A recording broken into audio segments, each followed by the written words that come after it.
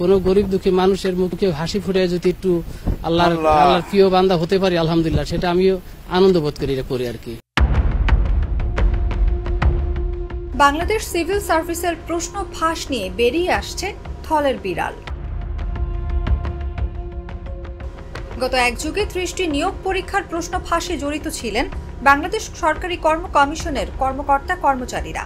আর এসব ফাঁস করা প্রশ্নে পরীক্ষা দিয়ে উত্তীর্ণ হয়েছেন অনেকেই।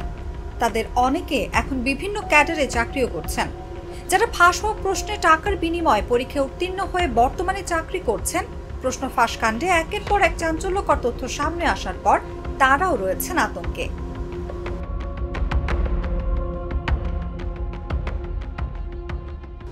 সূত্রে তথ্য জানা গেছে, ৩৩তম বিসিএস পরীক্ষায় ১০ জন প্রার্থীর কাছে প্রশ্ন ফাঁস করে একটি চক্র। তাদের মধ্যে ৩ জন বর্তমানে বিভিন্ন ক্যাডারে চাকরি করছেন। এছাড়া আরও কিছু ক্যাডারের কর্মকর্তাদের নামও রয়েছে আলোচনায়। বিপিএসসির প্রশ্ন ফাঁসের ঘটনায় পুলিশের অপরাধ তদন্ত বিভাগের করা মামলায় গতকাল মঙ্গলবার পিএসসি চেয়ারম্যানের সাবেক গাড়ি চালক সৈয়দ আবেদ আলী সহ ৬ জন দায় স্বীকার করে জবানবন্দি দিয়েছেন।